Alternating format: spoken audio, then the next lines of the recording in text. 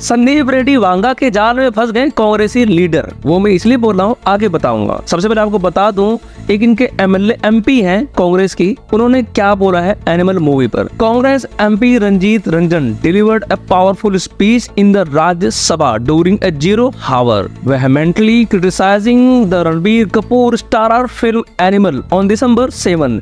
She expressed her deep concern over the film portrayal of violence and misogyny, labeling it as shameful and a disease to society. ये समाज के लिए एक बीमारी film है और शेमफुल है। और उन्होंने आगे भी क्या कहा वो भी सुन लो। मैं आपको कह नहीं पाऊंगी कि मेरे बेटी के साथ भी बहुत सारी बच्चियां थी जो कॉलेज में पढ़ती हैं, सेकेंड ईयर में पढ़ती हैं। आधी पिक्चर में उठ के रोक के चली गई। सेंसर बोर्ड ऐसी पिक्चरों को बढ़ावा कैसे दे रहा है और किस तरह से ऐसी पिक्चरें पास होके आती हैं जो हमारे समाज के लिए बीमारी है। ऐसी पिक्चरों का कोई भी स्थान हमारे समाज में नहीं होना चाहिए। इनकी बेटी फिल्म देखने गई थी और रोते हुए अपनी सहेलियों के साथ बाहर आ गई, और जिस हिसाब से फिल्म के प्रोटैगनिस्ट को दिखाया गया है उसका बुरा असर पड़ेगा 11वीं और 12वीं क्लास के बच्चों को। और पुष्पा और एनिमल जैसी मूवी को सेंसर बोर्ड कैसे अप्रूव कर दे रहा है। भाई अगर सच्ची बात बताऊं तो बीमार तो कांग्रेसियों की सोच है, और साथ में तुम कितने बुद्धू हो कि संदीप रेड्डी वांगा के जाल में फंस गए। आप सोचो कि संदीप रेड्डी वांगा क्या कभी संसद से अपनी फिल्म का प्रमोट करता, लेकिन ये कांग्रेसी उसकी जाल में फंस गए और उसकी फिल्म को संसद से प्रमोट कर रहे हैं। और होगा कुछ नहीं, इस फिल्म को लगभग 150 करोड़ का और प्रॉफिट दे दिया है और कलेक्शन दे दिया है। और आजकल संसद फिल्म प्रमोशन के लिए सबसे बेस्ट जगह है। जहां अरविंद केजरीवाल ट्वीट करके प्रमोट करते हैं, वहां पर मोदी जी भी संसद से प्रमोट करते हैं, और अब कांग्रेस लीडर भी इस मैदान में कूद चुके हैं। अब वो फिल्मों को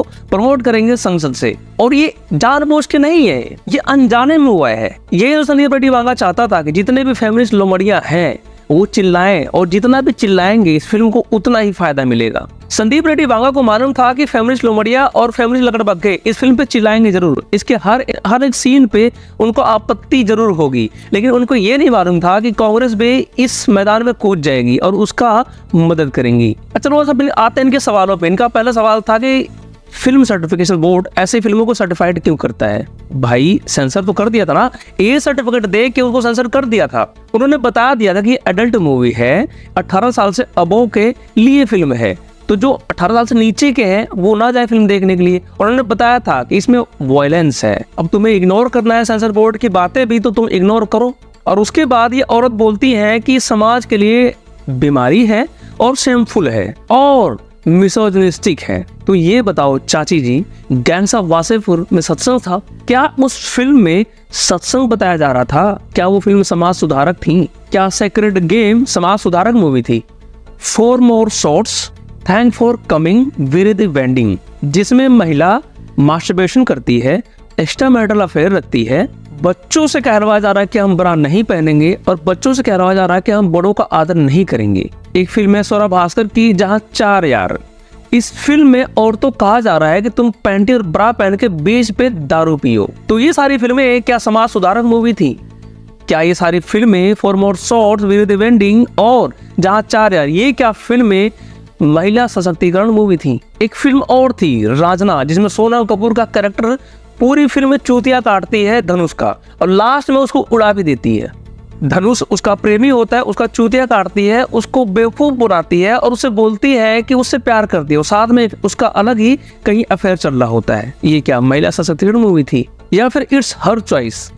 अगर इन सब कंटेंट पे, इन सारी मूवियों पे अगर आपने नहीं बोला तो आपको क्या जरूरत थी इस फिल्म पे बोलना? जैसे वो फिल्में आई और चली गई वैसे ये फिल्में भी आती और चली जाती, नहीं, लेकिन आपको बोलना था। और एक तो वर्ड हो गया मिसोजिनिस्टिक। ये वर्ड अब ऐसा हो गया जितने फेमिनिस्ट लोमड़ियां और लकड़बग्घे हैं, इस वर्ड को इतना बोल बोल के इतना घिस दिया, अब इस शब्द का कोई मायने रह नहीं जाता। सही बता रहा हूं, अब इस शब्द का कोई भी मायने नहीं, इस शब्द को इतना इन्होंने घिस दिया है। मिसोजिनिस्टिक क्या होता है आपको बता दो। इस फिल्म के अबरार का कैरेक्टर जो बॉबी देओल ने निभाया है, उसकी 3 बीवियां हैं, और तीनों बीवियों से वो सामूहिक सेक्स करता है, और बीवियों को वो अपने पाँव की जूती समझता है। वो होता है मिसोजिनिस्टिक, जिसको रणबीर कपूर का कैरेक्टर उसको मार देता है। तो ये तो समाज के लिए अच्छी बात है ना भाई, कि एक जो हीरो है वो एक मिसोजिनिस्टिक कैरेक्टर को मार देता है, और वो उसको एक्सपोज भी करता है कि ऐसा ना करो, ये है मिसोजिनिस्टिक बिहेवियर नहीं। लेकिन इसके वोक और सेकुलर बुक में मिसोजिनिस्टिक सिर्फ हिंदू होता है, बेचारा अबरार नहीं। तो कैसे मेरे बेचारे अबरार को मिसोजिनिस्टिक दिखा दिया, इनकी ये दिक्कत है। और इनका आगे सवाल था कि 11वीं और 12वीं के जो बच्चे होते हैं उनके दिमाग पे गलत असर जाएगा। माता एक बात बताओ कि इस फिल्म को जब बोल दिया है कि 18 साल से ऊपर के लोगों के लिए फिल्म है, ये सर्टिफिकेट दे दिया है, तो आप बताओ 11वीं और 12वीं क्लास में पढ़ता हुआ बच्चा 17 साल का हो गया ना, 18 साल से प्लस तो नहीं हो गया ना वो, तो या तो क्लियर हो गया ना कि उनके लिए फिल्म है ही नहीं। जब वो फिल्म देखेंगे ना उनके दिमाग पर असर क्या पड़ेगा। माना कि भगवान ने वो दे दिया है बोलने के लिए, भगवान ने दिमाग पे दिया होगा ना वो सोचने के लिए। जरा सोचो ना, जब उनके लिए फिल्म बनी ही नहीं है तो वो क्यों देखेंगे। और आगे बोल रहे हैं कि इनकी जो बेटी और सहेलियां चलती फिल्म से रोते हुए छोड़ के भाग आई। अब एक बात बताओ, जब सेंसर बोर्ड ने, इवन रणबीर कपूर ने, इवन संदीप रेड्डी वांगा ने बोल दिया है कि जिसका कमजोर दिल है वो फिल्म को ना देखें, इसमें ब्रूटल वायलेंस है, और सबसे बड़ी बात सेंसर बोर्ड ने ए सर्टिफिकेट दे दिया है, तो तुम्हारी बेटी और उनकी सहेलियां क्या करने गई थी। अगर आपकी बेटी दिल की कमजोर थी तो उसका इलाज कराओ ना, उसको फिल्म देखने के लिए क्यों भेज रहे हो आप। गलती आपकी बिटिया की है, आप गलती आप दे रहे हो एनिमल को। एक्चुअली में क्या है ना, ये आपकी गलती नहीं है, ये एक्चुअली क्या है कि प्रेमी इतना होता है अपने औलादों के साथ कि गलती अपने औलाद को लोग नहीं देते हैं, हमेशा गलती सामने वालों को देते हैं। तो आपने भी वही किया। एक्चुअली इनकी दिक्कत क्या है, मैं आपको बताता हूँ इनकी दिक्कत क्या है।